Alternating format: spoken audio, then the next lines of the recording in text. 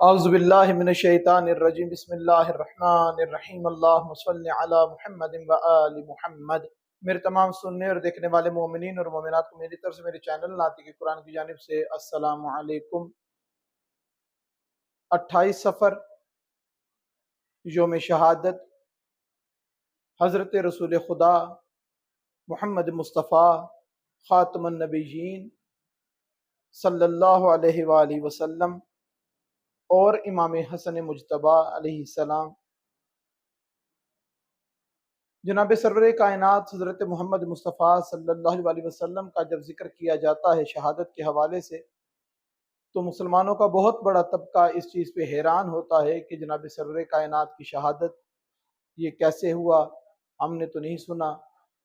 تو خود افراد یہ جانتے ہیں کہ ایک روایت میں یہ بھی ملتا ہے کہ خیبر میں ایک خاتون نے گوشت میں زہر ملا کے لا کے دیا تھا، جو جناب سرور کائنات نے تناول فرمایا، اور اس کا اثر ایسا تھا کہ جناب رسول خدا کی طبیعت بار بار اس زہر کی وجہ سے ناساز ہوتی تھی، اور شہادت کا سبب بھی وہی زہر بنا۔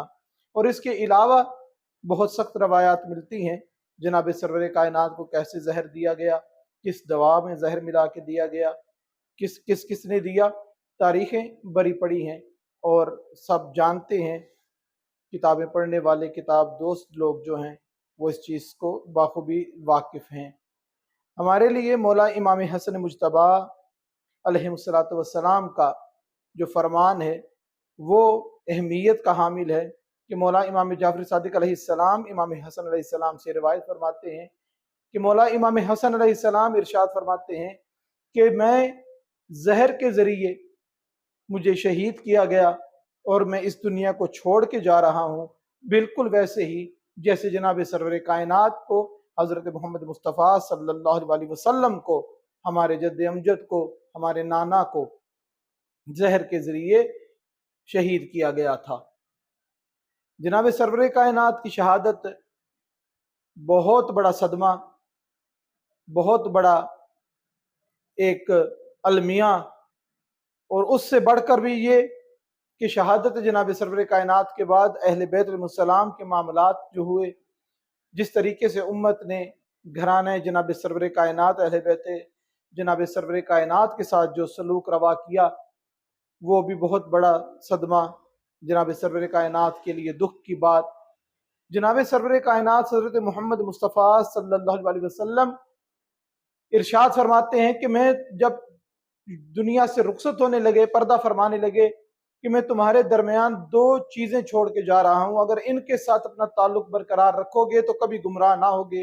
ایک کتاب اللہ ہے، یعنی کہ قرآن مجید ہے، اس کو پڑھتے رہو گے، اس پر عمل کرتے رہو گے تو کبھی گمراہ نہیں ہوگے، اور اس کے بعد دوسری چیز جو ہے وہ میرے اہل بیت کی اطرت ہے، میرے اہل بیت کے ساتھ محبت کرو گے، میرے اہل بیت کے ساتھ نیکی کرو گے، میرے اہل بیت کے ساتھ وابستہ رہو گے، فرامین محمد اور آل محمد علیہ السلام پر عمل کرتے رہو گے تو کبھی گمراہ نہ ہوگے۔ اور مزید فرمایا کہ حوض کوثر پہ یہ دونوں چیزیں، قرآن و اہل بیت، اکٹھے میرے پاس پہنچیں گے۔ روایات میں ملتا ہے جناب سرور کائنات کے جنازے کے حوالے سے کہ کن افراد نے جنازہ پڑھا، کتنے افراد جنازے میں شریک تھے، جنازہ ہوا یا نہیں ہوا، یہ متفرق روایات ہمارے بھائیوں کی کتب میں بھی ملتی ہیں، مگر یہ حقیقت ہے کہ جناب سرور کائنات کا جنازہ پڑھا گیا، غسل و کفن کیا گیا، تمام امور جناب امیر المومنین علی بن ابی طالب علیہ السلام نے اپنے ہاتھوں سے انجام دیے، اور اس کے بعد کچھ دن انتظار کرنے کے بعد جناب سرور کائنات کا جنازہ پڑھایا گیا، اور جناب سرور کائنات اس دنیا سے ظاہری طور پہ پردہ فرما گئے۔ 28 سفر جہاں شہادت جناب سرور کائنات سے پر صدمہ کا روز ہے، اسی طریقے سے امام حسن مجتبی علیہ السلام کی شہادت کا بھی دن ہے۔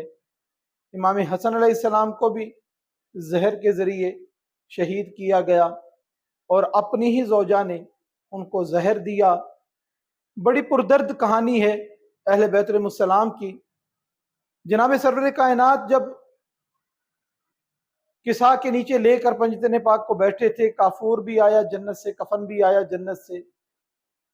रवायात में ये भी मिलता है कि सबको जनाब सरवर कायनात ने कफन दिया, जनाब सैयदा को भी, जनाब अमीर अलैहिस्सलाम को भी, और रसूल खुदा ने अपने लिए भी रखा। इमाम हसन अलैहिस्सलाम को भी दिया, लेकिन मौला हुसैन अलैहिस्सलाम के हिस्से का जो कफन था वो दोबारा मौला इमाम हसन अलैहिस्सलाम को दे दिया।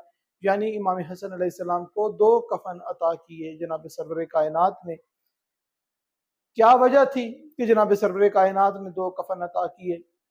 यही वजह थी जिसको तारीख ने बाद में आकर तारीख का हिस्सा बन गया वाकया, कि जनाजा वापस गया इमाम हसन मुज्तबा अलैहिस्सलाम का। इमाम हसन मुज्तबा अलैहिस्सलाम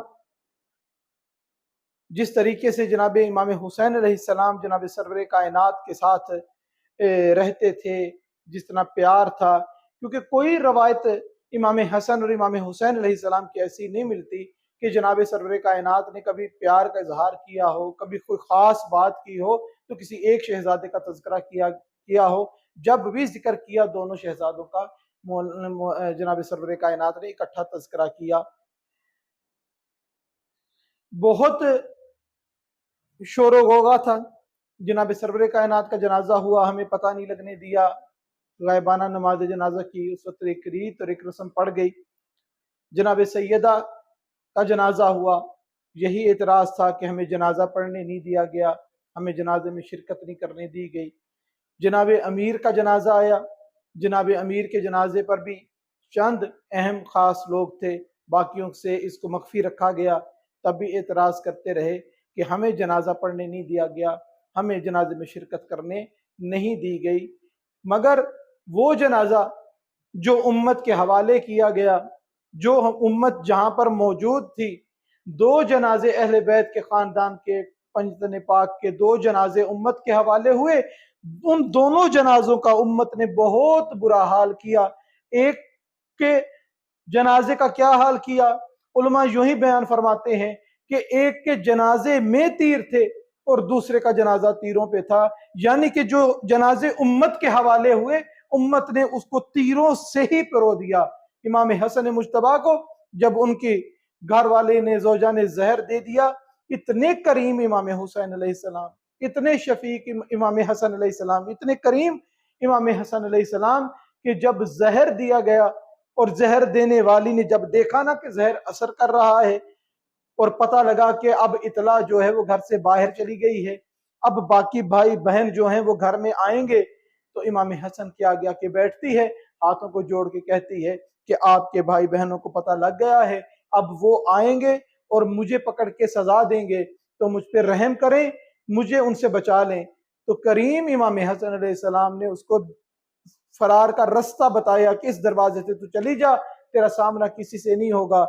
इतने करीम अहले बैत के साथ, इतने करीम मौला और आका के साथ उम्मत का ऐसा बर्ताव रहा। वसीयत की इमाम हसन मुज्तबा ने कि मुझे दफन किया जाए नाना के पहलू में। नाना के पहलू में दफन होने के लिए गए हैं, अजीब अजर रिसालत दिया है। कितने तीर अंदाज अपनी कमानों में तीर लगाए बैठे थे। जो पहला तीर चलाने की जिसने जिसारत की, उसके बाद तमाम लोगों ने जहां पर वो बैठे हुए थे छुप के घात लगा के मौला इमाम हसन अलैहिस्सलाम के जनाजे पे तीर चला दिए। वाहिद तारीख का जनाजा ऐसा है जो घर से रवाना हुआ फिर घर वापस गया। मैं कहूंगा क्या किस्मत पाई है जनाब ज़ैनब आलिया ने, क्या मुकद्दर है जनाब ज़ैनब आलिया का कि एक भाई के जिस्म से तीर निकालती हैं तो दूसरे भाई का लाशा भी तीरों पे देखती हैं।